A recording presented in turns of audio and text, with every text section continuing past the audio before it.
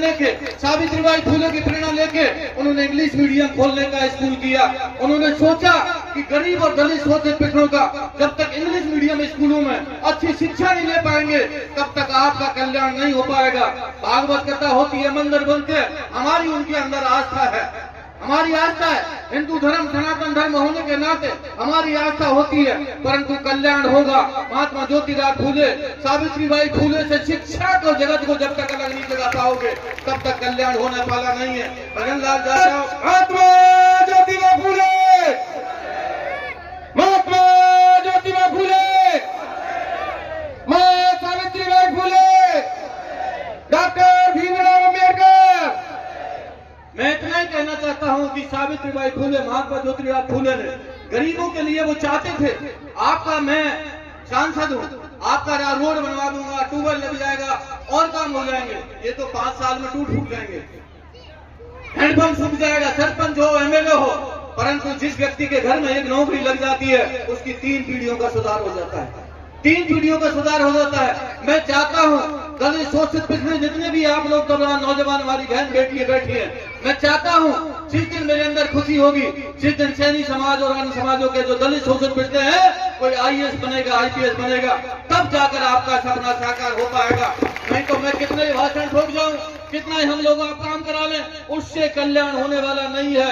अपनी बहन बेटियों को पढ़ाओ लिखाओ, अपने बच्चों को पढ़ाओ लिखाओ, उससे आपका कल्याण होगा। कब तक भीख मांगते रहेंगे, कब तक लोग देते रहेंगे? भीख मांगने वाले नहीं चाहिए, हम भीख देने वाले बनने चाहिए। मेरा आप सब लोगों से विनम्र हाथ जोड़ के अपने बच्चों को पढ़ाइए लिखाइए, उनके उज्जवल भविष्य की कामना करिए। महात्मा ज्योतिराव फूले, मां सावित्रीबाई फूले के नाम से गरीब लोगों के लिए छात्रावास आपका विद्याधर नगर में बनके तैयार हो रहा है। समान अशोक गहलोत जी के नेतृत्व में मुफ्त गरीब बच्चों के पढ़ाई के लिए वहां पर आपकी व्यवस्था है, कोचिंग की व्यवस्था हो तो मुफ्त सम्मानीय अशोक गहलोत जी ने गरीब बच्चा बहन बेटियों के लिए कोचिंग की व्यवस्था की है। मैं चाहता हूं पढ़ाई पर विशेष ध्यान दीजिए, क्योंकि आज मुझे कहते हुए बड़ा दुख होता है कि हमारा सैनी माली कुशवाहा साख समाज आज भी शिक्षा की दृष्टि से बहुत पिछड़ा हुआ है। मुझे दुख होता है, गांव के अंदर जाता हूं कि जब कोई बच्चे से मैं बात करता हूं, किसी मोहल्ले के अंदर जाता हूं कि आपके घर में से कितने नौकर हैं, कितने आपके लोग में पढ़े लिखे हैं, तो मुझे बड़ी सुन के हैरानी होती है कि संख्या बहुत कम दिखाई देती है। जब तक कलम हाथ में नहीं ले पाओगे, जब तक आप उस कलम से खुद की किस्मत नहीं लिख पाओगे तो कल्याण होने वाला नहीं है। कलम अपने हाथ में होनी चाहिए, जवाब भी हमारे हाथ में होना चाहिए और लिखने वाला व्यक्ति भी उस उच्च कोटि पर हमारा होना चाहिए। मैं ये बात कह के आपको इतना ही कहना चाहता हूँ, ऐसी सरकार गहलोत साहब ने हम लोगों की दी, आज दुनिया याद कर रही है।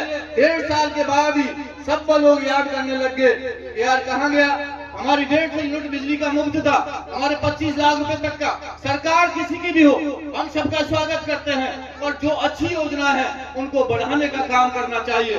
क्या गुनाह किया था? गरीब का इलाज यदि 25 लाख रुपए में हो जाए तो क्या गुनाह था? उस योजना को बंद नहीं करना चाहिए था। हमने 25 लाख रुपए का किया, वो 50 लाख रुपए का करते तो भजनलाल जाटव और जनता तमाम स्वागत उनका करती। क्या गुनाह किया था? राजस्थान में सरकार भारतीय जनता पार्टी की बन गई, हम सब लोग सरकार के साथ खड़े थे, परंतु उस योजना का बंद करने का काम किया है। जब गली में बात होती है, झाड़ी में बात होती है, अभी भी राजस्थान के कोने कोने में चले जाओ, अशोक गहलोत की टी-शर्ट पूरे राजस्थान में घूम रही है। अशोक गहलोत जी का थैला जिसमें राशन की किट मिलती थी, अशोक गहलोत जी का थैला पूरे राजस्थान में घूम रहा है। आज जगह जगह बाजारों में चले जाओ, अशोक गहलोत जी का थैला घूम रहा है, उसको दिल से कोई निकाल नहीं सकता। और अशोक गहलोत जी का मोबाइल, जो हमारी माता बहनों को मोबाइल देने का काम किया, वो सम्मानीय अशोक गहलोत जी ने किया। वो मोबाइल देने का काम बंद कर दिया। इसलिए मैं चाहता हूँ ऐसे गांधीवादी विचारधारा तमाम एजेंसियों ने जांच कर ली, तमाम भारतीय जनता पार्टी ने जांच कर ली, तमाम लोगों ने जांच कर ली। उन्होंने कही मेरे खुद के पास मकान ही नहीं है, मेरी कितनी जांच करा लो आप। खुद के पास मकान नहीं, 1 ग्राम उनके नाम पर सोना नहीं। ऐसा व्यक्तित्व राजस्थान के गांधीवादी विचारधारा का व्यक्ति, उनसे हमको सीख लेनी चाहिए।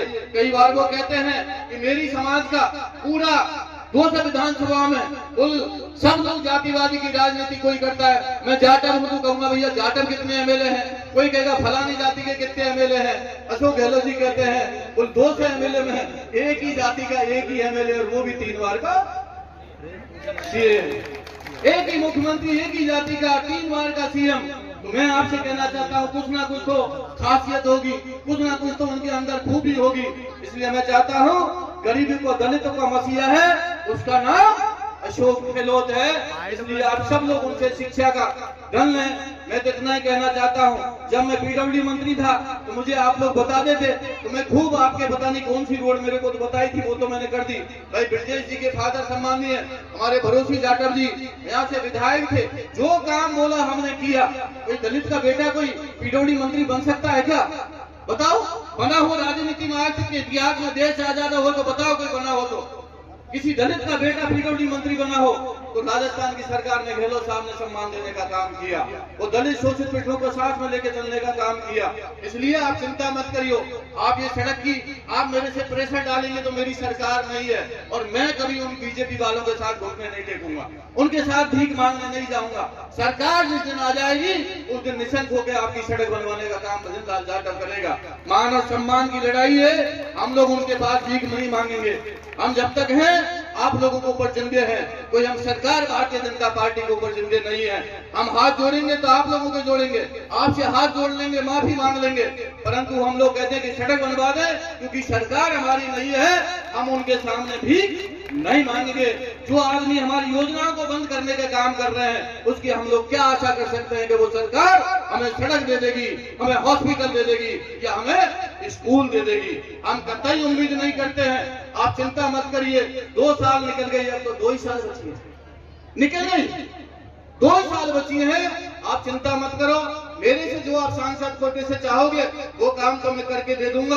आप और हम सब लोग मिलके, भाई हमारे कमल सिंह और गांव के लोग जो मेरे से कहेंगे, मेरे पास तो सांसद का कोटा है, पर मैं किसी, आप सोचो कि किसी के पास भीख मांगने चले जाऊं, भजन लाल जाटव नहीं जाएगा।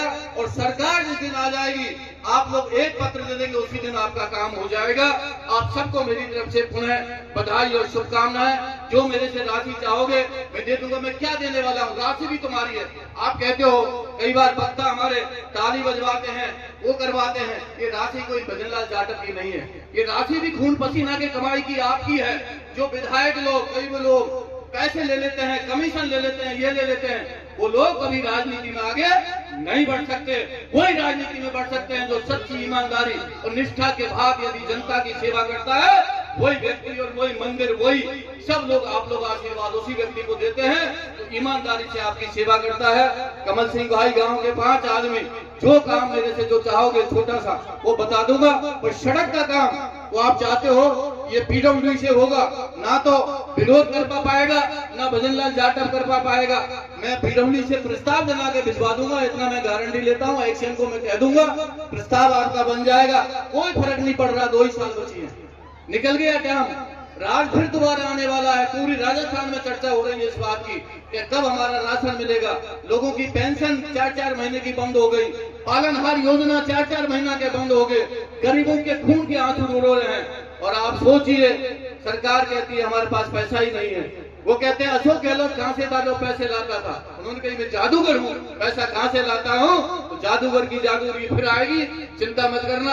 आपको बहुत बहुत धन्यवाद गांव बस्ती लोगों को, आपने मान दिया, सम्मान दिया, प्यार दिया, आशीर्वाद दिया, उसके लिए तहे दिल से मैं शुक्रगुजार करता हूँ। बहुत बहुत बधाई गांव और बस्ती के सब लोगों को, इतना शानदार और जानदार आपने कार्यक्रम रखा, बड़े आपको बधाई और शुभकामना। और गहलोत साहब की ओर से मैं उनका आज्ञाकारी शिष्य होने के नाते आपको बहुत बहुत बधाई और बहुत बहुत शुभकामनाएं। राम राम साहब।